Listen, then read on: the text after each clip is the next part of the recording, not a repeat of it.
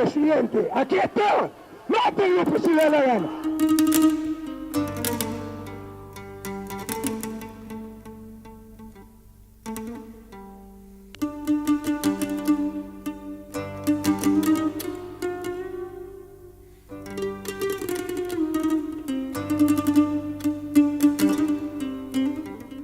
Yo era la persona que recibía todos los contactos de las FARC, que entraban tanto por Ecuador, salían por Ecuador, ecuatorianos, colombianos y de otros países. Yo era la persona encargada de mandar las personas hacia donde Raúl Reyes. Donde yo no me hubiera puesto de sapo, Raúl Reyes todavía estuviera vivo. Que a mí me dejaron ciego debido a los balazos que recibí en los ojos.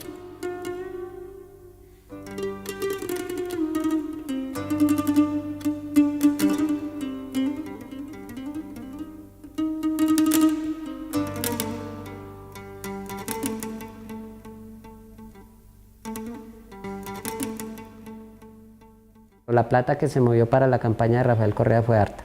Que fueron 2 veces que dieron plata. Primero $200.000 y después $300.000. Un paquete grande así.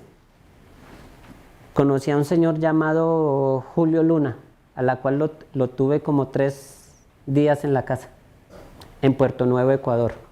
Quedaba a 200 metros por la carretera que va a conducir a La Playera. No, esa es una calumnia. Julio Luna supuestamente es el dueño o director de Radio La Luna de Quito, llamado Paco Velasco, ahora es diputado. Ahí sé que hay en Julio Luna. Y digamos, era una maliciosa, una perversa manera de ponerme a mí como Luna, porque la radio se llama Radio La Luna. Hicimos carne frita, papa salada, arroz y ensalada. En esos días estaba leyendo un libro y él estaba diciendo que se iban a lanzar para diputado. No he ido en mi vida, a la frontera norte. O sea, nunca he ido en mi vida. No, ninguna. Me causa, gracia. A él le mandaron una plata que la recibió en mi casa. Ni un solo dólar. 500.000. No.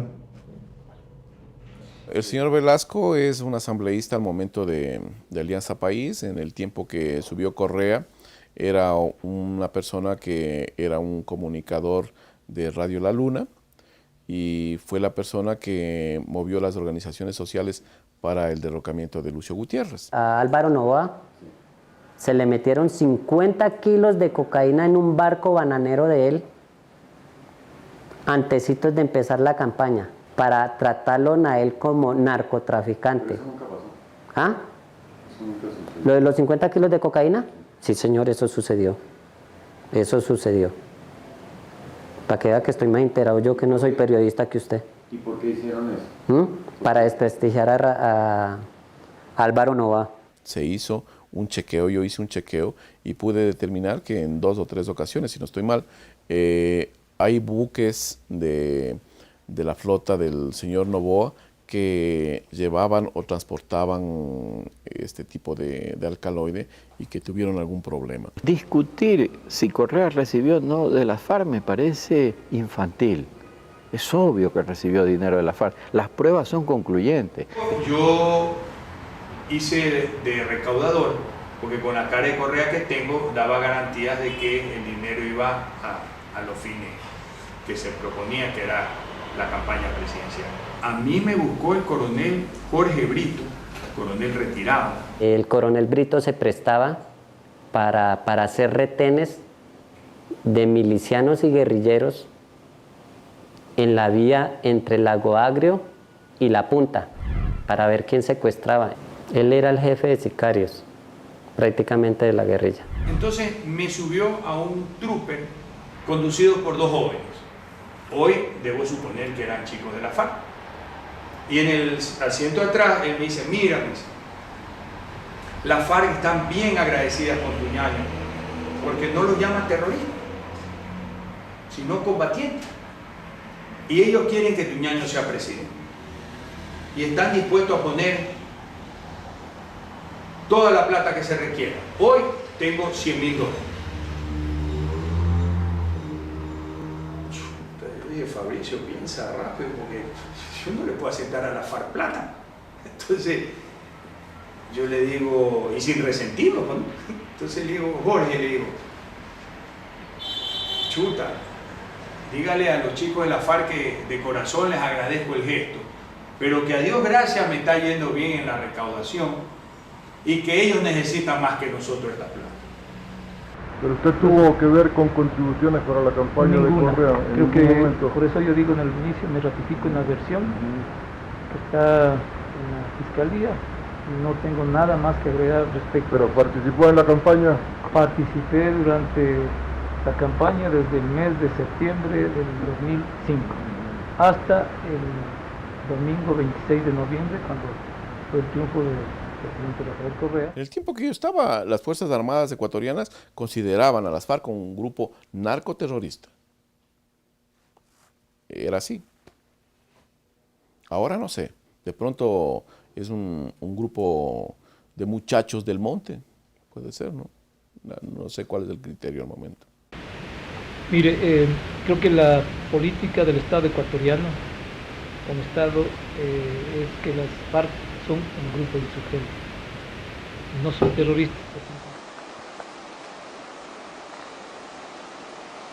Y ayuda en dólares a la campaña de Correa y posteriores conversaciones con sus emisarios, incluidos algunos acuerdos según documentos en poder de todos nosotros, los cuales resultan muy comprometedores en nuestros nexos con los amigos.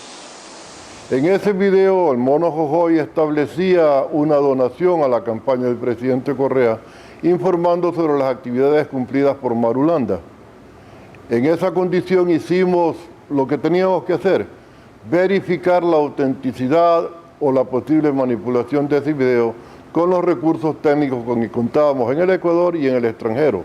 Se contrató un especialista que informó que el video había sido sometido a múltiples copias, pero que sus contenidos no habían sido manipulados. Las FARC y el narcotráfico han logrado penetrar varias instancias de los organismos políticos, judiciales, culturales y sociales, conforme se evidencia en el cuerpo de este informe. Esas son palabras mayores como para decir investigamos y no, o investigamos y sí, pero la infiltración está dada, ¿no? A nosotros nos tocó hacer campaña. A mí personalmente me tocó pegar todo lo que fueron afiches y todos y entregarle los volantes a la gente por quien votara, por Rafael Correa. Mandado por las mismas FARC. Lo que sí sé es que mucha gente vinculada al gobierno sabe más de lo que nosotros pudimos obtener como información. Se ocultó información, se manipuló información, pero nosotros esto no lo podemos detectar en un informe. Y luego se hizo caso omiso de la que a pesar de todo pusimos en el informe. Por ejemplo, no se reestructuró el registro civil, a pesar de que había evidencia de que se cedulaba en el campamento de Angostura, puesto que en ese campamento, luego del bombardeo, se encontraron los cartelones que el registro civil utilizaba para fotografiar los cedulados. Y además se pudo comprobar que era posible con $20 o hasta con 10 obtener una cédula ecuatoriana en la zona fronteriza colombo-ecuatoriana.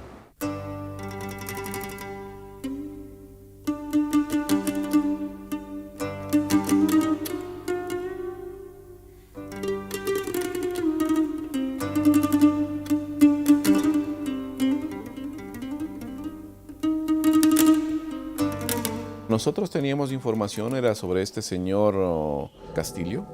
Este señor estaba formando parte del grupo Plan Ecuador, que era un plan destinado a contrarrestar las acciones del Plan Colombia en la frontera norte. Entonces, si esta era la persona que se encargaba de manejar el Plan Ecuador en la frontera y manejar a su vez la carnetización, que no era carnetización, sino era cedulación de gente colombiana, Yo no quiero decir que todos los colombianos que ingresen a mi país son miembros de las FARC, no digo eso. Pero ¿quién me asegura a mí que en esa cedulación, siendo un miembro de las FARC el que está cedulando, me vengan a entrar acá cantidad de gente? Porque gran cantidad de miembros del secretariado tienen cédulas de identidad ecuatorianas. Entonces, yo voy uniendo las piezas nada más. La labor mía era la principal esta, como recibir para Raúl Reyes, recibir para Oliver Solarte. Oliver Solarte reemplazó a el comandante del Frente 48, un hombre llamado Edgar Tovar, o conocido como el Ingeniero, tal vez uno de los comandantes más cualificados que tuvo las FARC. Oliver Solarte aparece en el informe en una fotografía con uno de los hermanos Ostaiza. Los hermanos Ostaiza son dos actualmente presos en la penitenciaría del Litoral por delitos vinculados al narcotráfico, según se los inculpa, ¿no? Él era financiero, y él era el encargado de recibir todas las armas y coordinar todo lo de narcotráfico. Y Oliver Solarte pasó a manejar todo el tema del narcotráfico del Bloque Sur. Es una persona mucho más narcotraficante, mucho más degradado. Queremos informarles que en una operación conjunta entre todas las fuerzas militares y la policía, se dio de baja a un bandido llamado Oliver Solarte. Este bandido era una persona muy importante dentro de las FARC. Es el equivalente al Negro Acacio en el Bloque Sur. El gobierno colombiano dice que lo asesinó en mayo de este año, de 2011, en un bombardeo.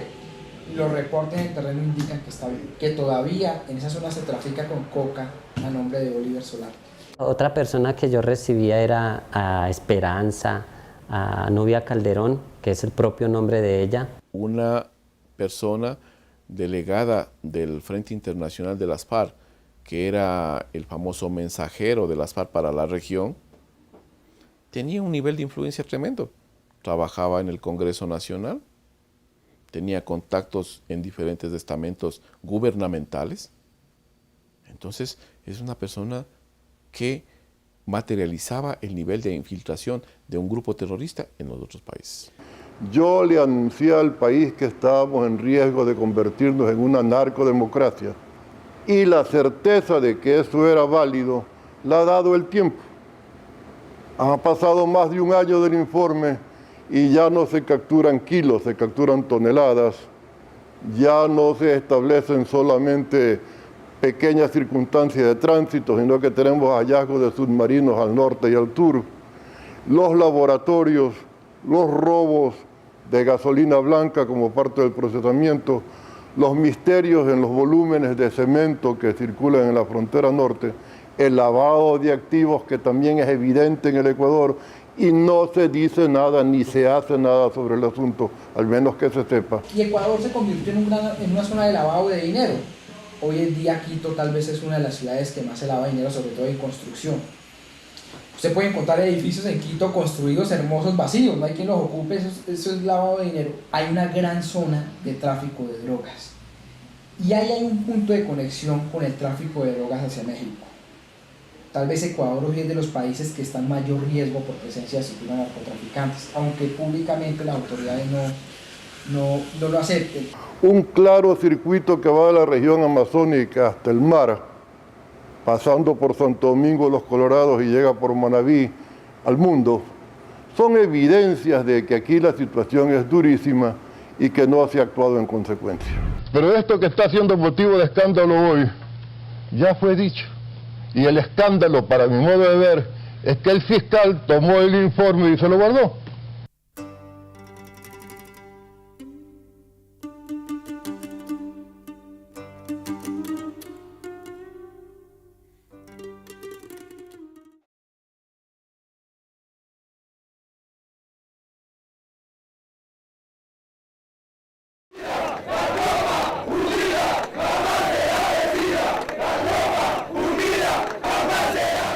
Tranquilícese. La Ley Orgánica del Servicio Público, que se aprobó el 29 de septiembre del año 2010, un día antes del fatídico día del 30 de septiembre, precisamente era una ley que afectaba algunos derechos constitucionales de la Policía Nacional y de las Fuerzas Armadas. ¿Este es el regimiento Quito o no? No. Está conectado con el regimiento Quito. Este es está conectado. Este es el GOE. Yo quiero el regimiento Quito. ¿Dónde está el problema? Está acá abajo. ¿Y por dónde se pasa, señor? Entonces, por afuera, frente al Metropolitano. ¿Para qué me traen acá? No hay gobierno que haya ayudado más a la policía que este gobierno. Esto es una traición a la patria lo que están haciendo. Tenemos las oficinas arriba de la ciudad. No, yo voy a donde está la tropa y donde están los señores. Que ataquen al presidente y que me maten si quieren.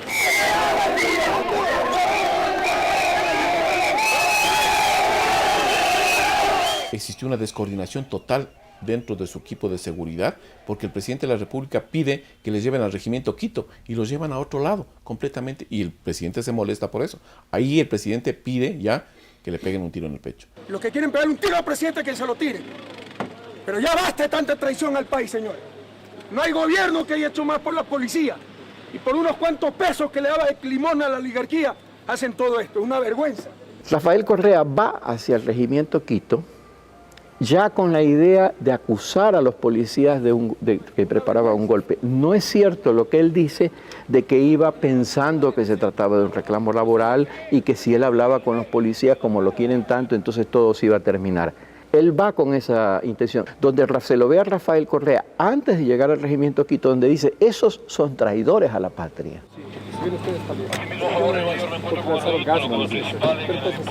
Dígale que le lancen gas al presidente y un tiro en el pecho antes de traicionar hacia la patria. Lo que está haciendo eso son unos traidores a la patria.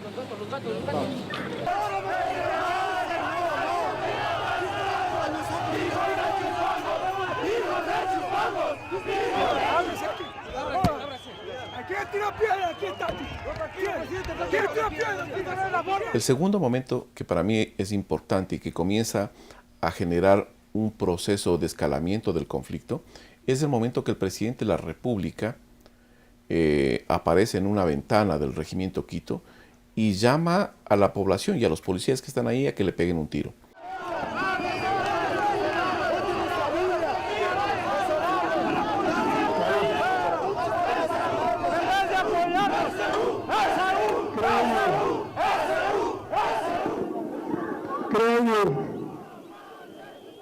Creo que cualquier institución esperaba algo así, menos de la Policía Nacional.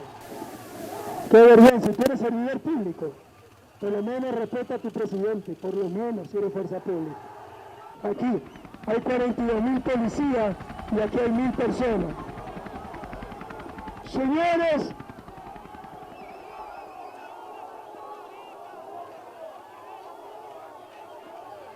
señores,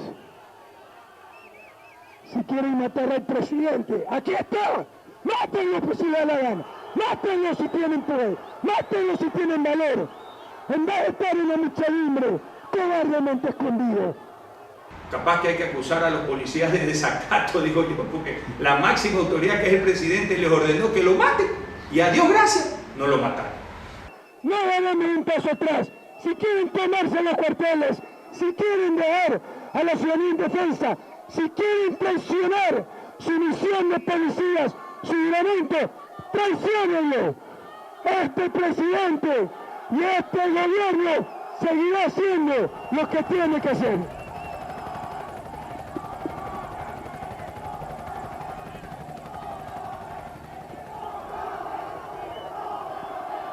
Si quieren destruir la patria, aquí está, destruyanla. Pero este presidente no dará ni un paso atrás. ¡Viva la patria! El tercer elemento es cuando el presidente de la República sale de esta edificación del regimiento Quito y es agredido por la Policía Nacional.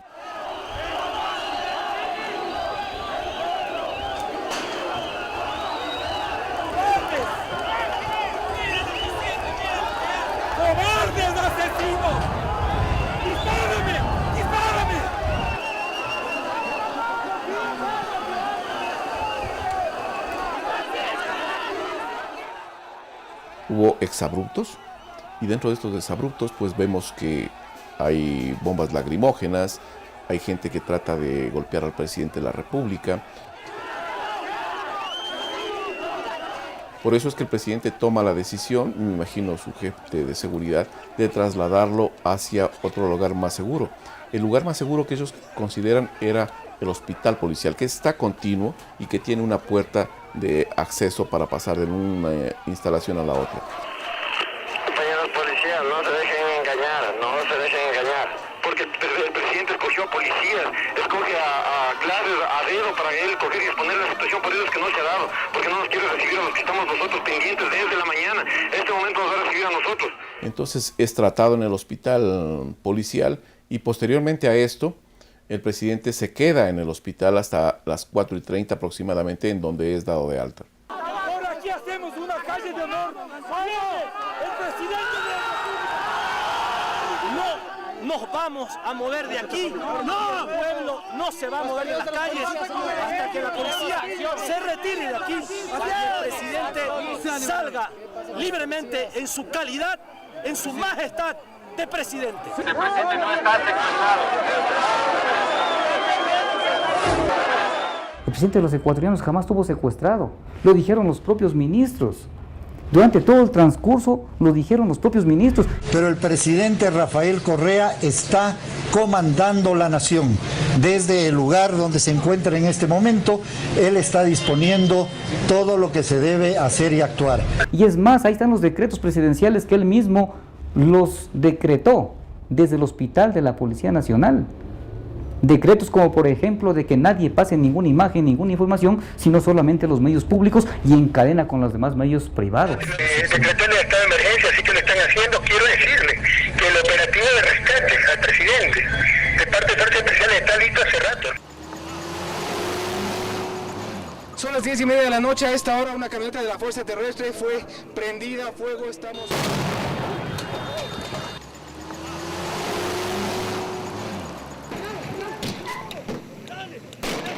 Esto no ha sido ninguna reivindicación salarial, esto ha tratado de ser un golpe de Estado. Si tú dices que es un golpe de Estado, entonces tienes la justificación para entrar y golpear. Si tú dices que es un reclamo laboral, bueno, esto es como disparó, como mató tanta gente. No puede ser que por un reclamo laboral mate de policías.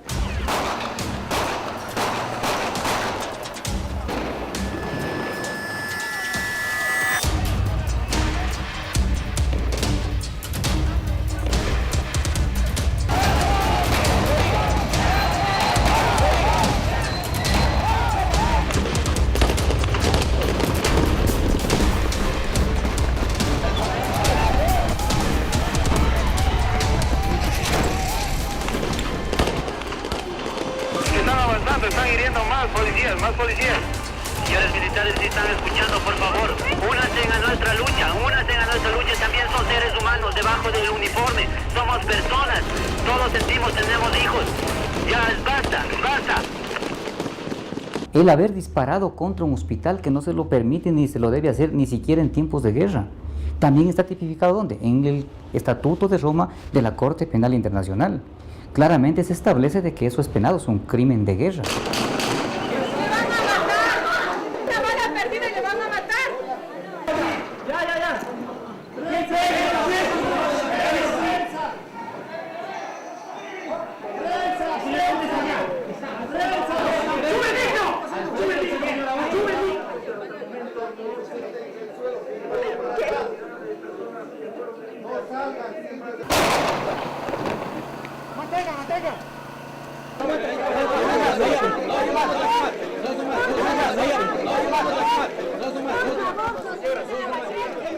El cuarto evento que yo considero que es sumamente interesante y que convulsiona más el tema es cuando el presidente de la República dispone, en conversación con el ministro de Defensa, dispone que se realice la evacuación y que lo saquen o lo rescaten, según lo que él manifiesta, de este supuesto secuestro y lo trasladen a un lugar seguro.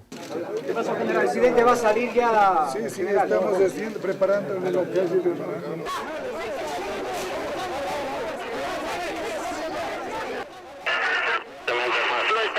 la cabeza, los mandos altos están apoyándole al gobierno.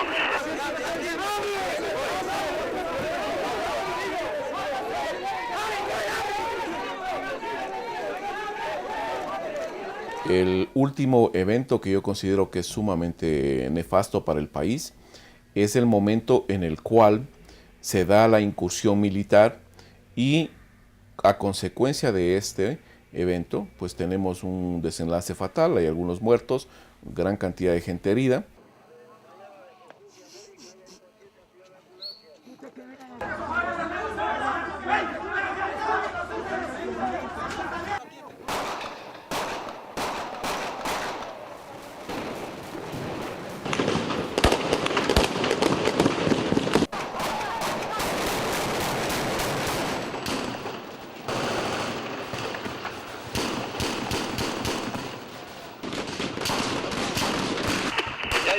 Mi general, ya hay un muerto.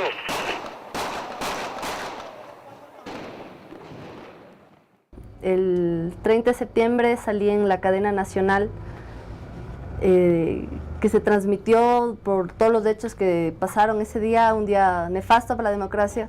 Era una cadena nacional que se había establecido desde las 11 de la mañana, en la cual solo se estaba transmitiendo la tesis del gobierno.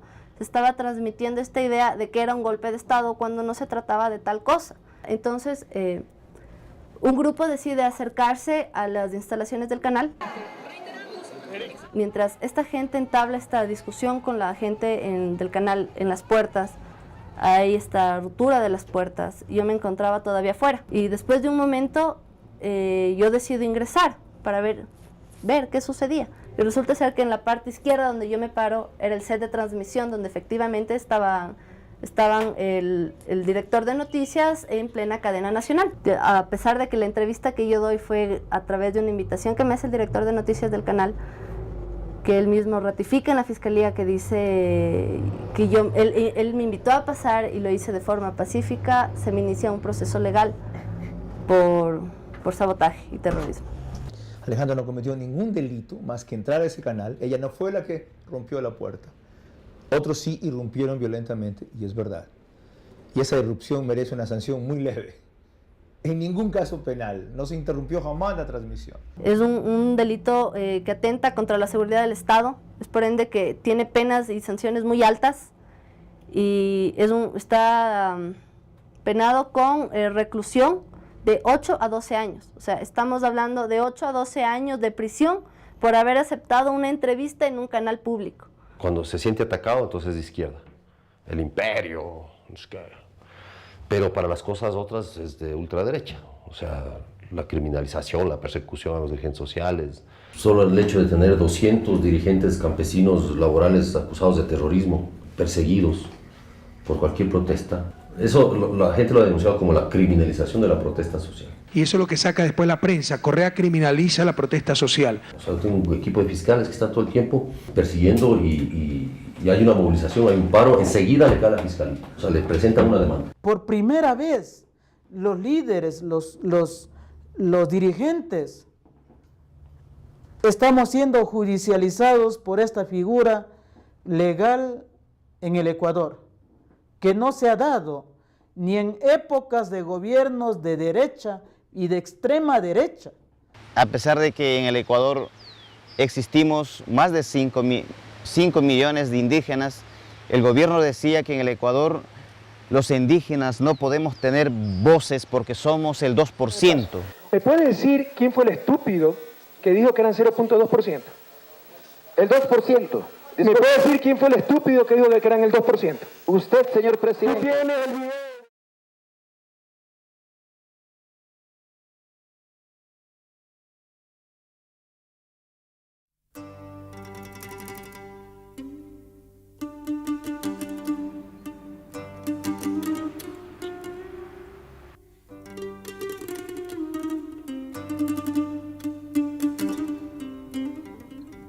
Nunca me imaginé que él iba a ser presidente, sino que él, digamos, Dios mismo lo ayudó.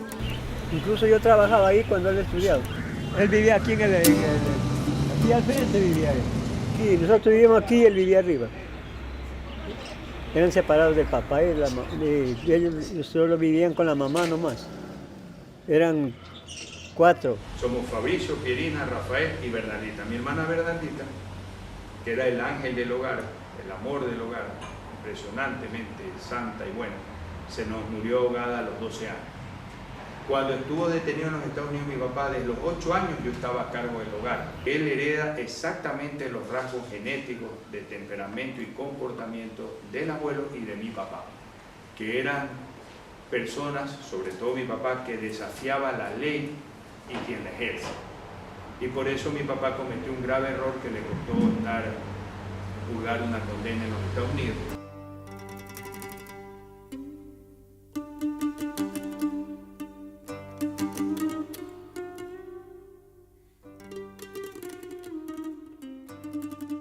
Él desde chico jugaba con sus amigos a que era presidente.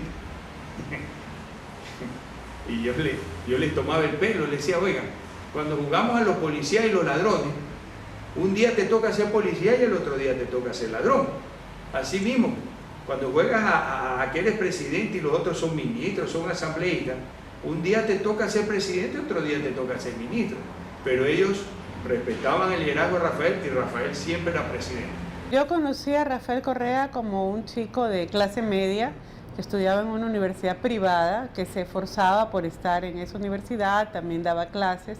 Y digamos que todos en la Universidad Católica se armó un grupo que era de varias facultades y la célula en economía de este grupo era precisamente un grupito más chiquito que se llamaba Alianza, que había sido armado por gente como Rafael Correa, Camilo Samán y quien les habla. Rafael Correa Delgado es un político desconocido para la izquierda ecuatoriana, para los movimientos sociales. Aparece un joven inteligente, intelectual, de formación académica rigurosa, aparece disputando escena pública y disputando tesis económicas fundamentalmente, aunque políticas también. Él tiene una importancia cuando aparece como ministro de Economía y Finanzas del gobierno de Alfredo Palacio, quien era el vicepresidente de Gutiérrez, y tiene algún protagonismo a raíz del proceso empujado por los movimientos sociales y por el movimiento indígena de obtener la caducidad para el contrato de la compañía norteamericana Occidental.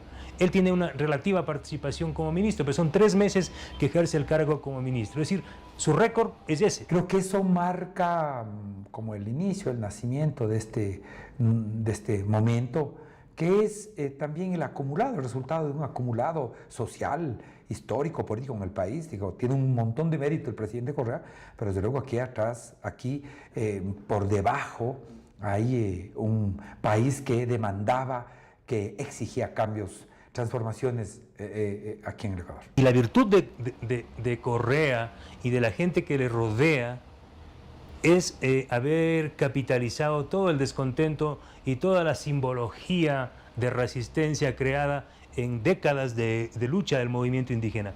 Él se apropia de los íconos, de las banderas y de las propuestas del movimiento indígena, de los movimientos sociales y de la izquierda, muy hábilmente, y se convierte en el líder de la revolución ciudadana. Yo apoyé a Correa porque recogió el discurso que muchos habíamos reclamado, contra lo que combatimos infructuosamente, que se llamó la partidocracia. Pero esas mismas prácticas de la partidocracia lo que fue siendo apropiadas por Correa, que además lo que hizo fue poner a los cuadros más cuestionados de esas mismas prácticas dentro de su gobierno. El 80% del gobierno que lucha contra la partidocracia es de la partidocracia. Los grandes negocios que se hacen en el sector petrolero y en telecomunicaciones están manejados por las mismas compañías que manejaron en el tiempo de la partidocracia. Doy un solo ejemplo. Uno de los personajes lobistas fundamentales de Febres Cordero, del Partido Social Cristiano, en el tema petrolero, fue un ciudadano que se llama José Dapelo Benítez. ¿Sí? Un lobista. Rafael Correa lo calificó a José Dapelo como un gángster. Dijo, este gángster que con su empresa Ecoavital se ha llevado 140 millones de dólares en contratos con Petroecuador, se me va del país. A los 4 meses que el presidente afirmó esto, Por disposición del presidente Correa, el directorio de Petroecuador le entregó el campo Armadillo, un campo petrolero, a la compañía Ecohabitat del gángster. Cuando Rafael Correa asumió la presidencia, lo hizo con un apoyo, digamos, relativo de un sector importante de la población. Pero desde la presidencia y utilizando todos los recursos del poder, ha ido poco a poco acumulando a través de violaciones constantes de la Constitución, rompimientos del orden institucional, pequeños golpes de Estado, pequeños asaltos al poder hechos desde el mismo poder. Y después ha ido minuciosamente tomando los diferentes órganos del poder público y también los poderes fácticos. Escúchenme bien, ¿eh? El presidente de la República no es solo jefe del poder ejecutivo, es jefe de todo el Estado ecuatoriano. Y el Estado ecuatoriano es poder ejecutivo, poder legislativo, poder judicial, poder electoral, poder de transparencia y control social, superintendencias, procuraduría, contraloría, todo eso es Estado ecuatoriano. Nadie entiende cómo hemos llegado a la instauración de una tiranía en Ecuador, repitiendo la historia de Venezuela. Vivimos un régimen de una justicia fascistoide. Sí. Las últimas reformas que está planteando el gobierno al Código de Procedimiento Penal apuntan a silenciar a la oposición. El presidente Correa, por haber denunciado los actos de corrupción de su régimen, me persigue. Me ha dedicado 275 cadenas nacionales de radio y televisión en menos de un año. No conforme con eso, ordenó la detención de la madre de mis 2 hijos gemelos en estado de gestación, embarazada. Y luego de esto, en la cárcel, le hizo dar una paliza para que ella aborte y no pueda salir. Si un ciudadano X difunde un documento público que haya sido de información relativamente reservada, lo difunde, 3 años de cárcel. El precio del petróleo ha tenido un nivel impresionante y ha permitido obras sin precedentes, pero con una corrupción sin precedente también, con una ineficiencia enorme, la mayoría adjudicadas a dedo, y con las puertas abiertas al narcotráfico y a la mafia, ofreciendo amnistías a criminales, pero cárcel a periodistas.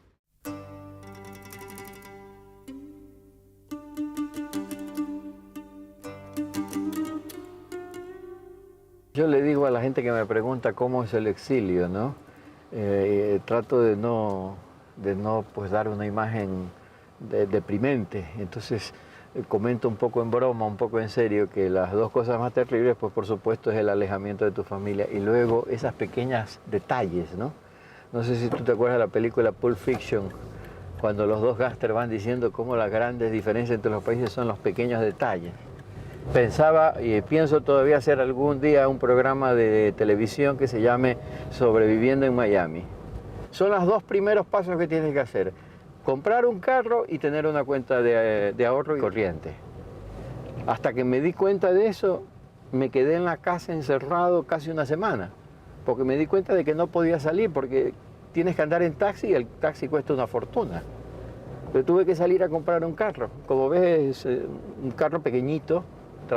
Me estafaron, según me dicen, me han cobrado demasiado, yo de carros no sé nada. Ahora tengo que sacar una tarjeta de crédito. Emilio Palacio es un activista sindical de izquierda en los años 60, 70, ¿sí?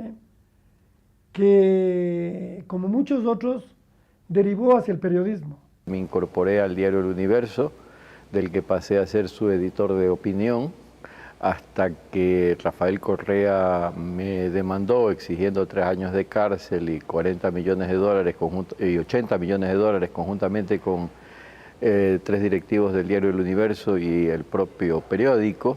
El 6 de febrero del 2011, Emilio Palacio publica un artículo con su firma que hace una referencia a los hechos espantosos, vergonzosos, que ocurrieron en el Ecuador en el 30 de septiembre del 2010.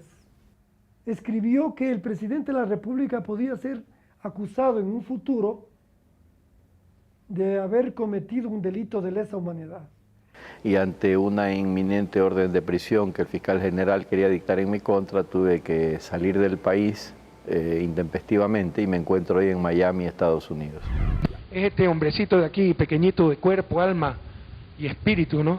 Y mente, Emilio Palacio, que solo destila odio, ¿no? La venganza de Correa contra un periodista que en cadena nacional, en el Palacio, en la mesa, frente a él, le preguntó como hombre, como siempre hace. Usted a cada rato dice, me injurió y tengo yo que salir en defensa de mi honor. Sin amilanarse y sin dejar de interrumpir, porque estaba en una entrevista. Está denunciando a la hora porque injurió la majestad de la presidencia de la República. Es un delito distinto a la injuria. No me interrumpa. No me interrumpa. La obligación de denunciar cuando hay un atraco. Una más, Emilio, y voy a tener que hacerlo retirar. Sáquelo a este señor. No puedo.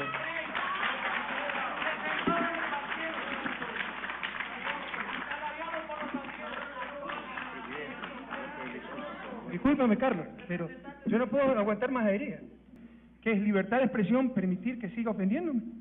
Si yo no fuera presidente, le hubiera respondido hace rato de otra forma, que agradezca que soy presidente de la República.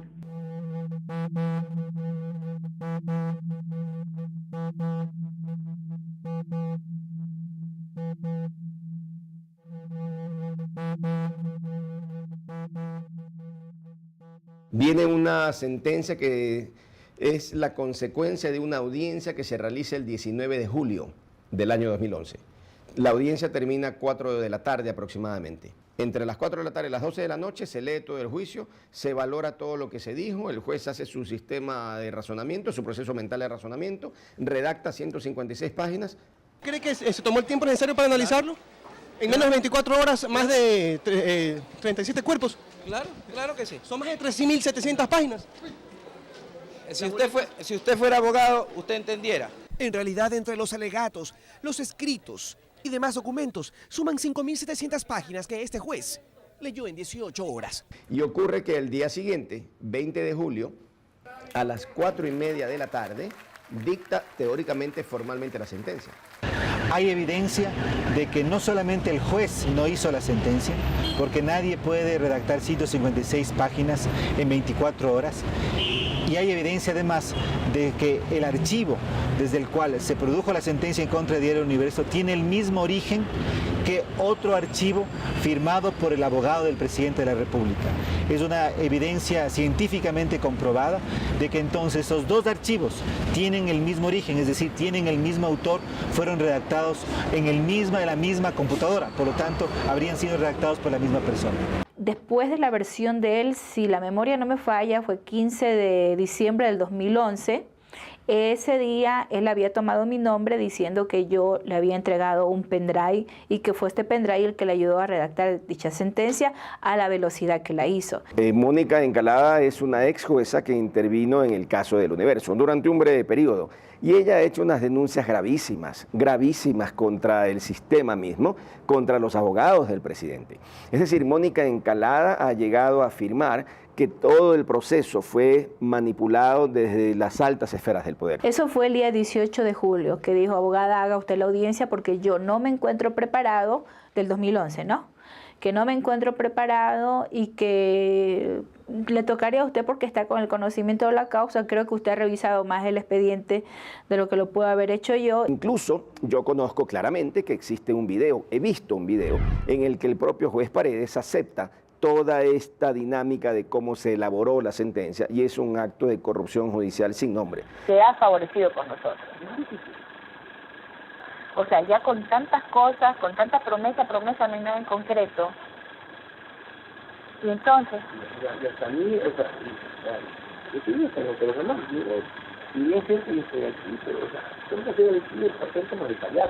Él comentó que Gutenberg Vera se iba a hacer cargo de los juicios, del cobro, ¿no? de las cobranzas del Banco Central, que ese contrato estaba a punto de finiquitarse con el gobierno y pues que esto iba a tener una jugosa cantidad de dinero que de ahí puede estar participando el que redacte el que firme la sentencia.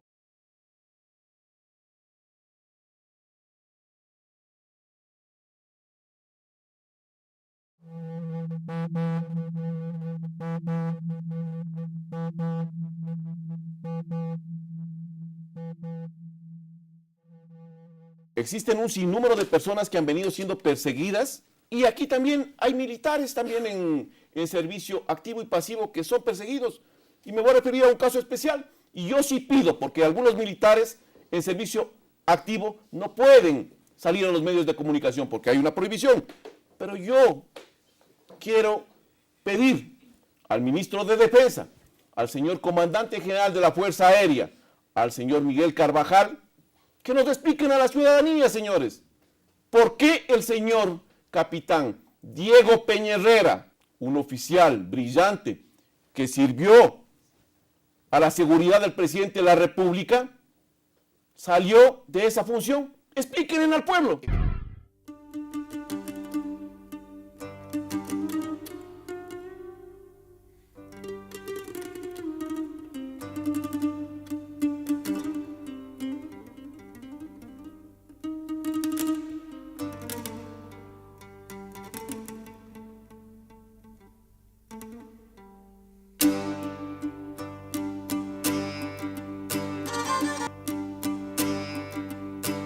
El capitán Diego Peña Herrera trabajó específicamente en la seguridad de la familia del presidente de la República. Fue miembro de la seguridad de la esposa del señor presidente. En este momento él tiene prohibición. Para intervenir ante los medios él tendría que solicitar una autorización de sus superiores, que no la tiene. Usted me está haciendo una pregunta en el sentido de que mi cliente habría tenido alguna relación amorosa con alguna persona del círculo íntimo del presidente. Eso es absolutamente falso. En el año 2008 el capitán va a realizar un salto de tándem. Tándem es cuando uno salta con otra persona, con un mismo equipo de paracaídas. Este equipo, entiendo que inicialmente el principal no se le abrió al capitán en la caída libre que estaba realizando. Posteriormente tienen uno de reserva, tampoco se le abre. Esto dio lugar a que luego de una serie de maniobras desesperadas, donde creo que el capitán realmente ya se estaba encomendando al más allá, el compañero, es decir, el camarógrafo que iba filmando el salto, realiza una maniobra de salvamento para el capitán y logra hacer una maniobra que le permite al capitán que su paracaídas funcione y realmente salve su vida.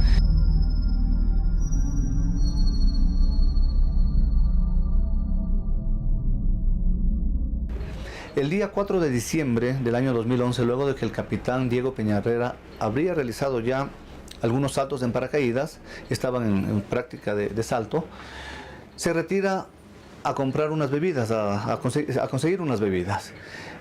Como suele suceder, si no está en ese momento el oficial presente, su lugar es ocupado por otra persona. Resulta que esa persona que ocupó el lugar del capitán Peña Herrera realiza el salto y con la lamentable consecuencia de que su paracaídas no funcionó y falleció, una situación que lo conoce todo el país. Ojalá esto sean lamentables coincidencias, sean hechos totalmente aislados, que no tengan nada que ver con la situación judicial que está atravesando el capitán. Esto en beneficio de todas las personas que hacemos la sociedad ecuatoriana, porque lo contrario sería extremadamente preocupante.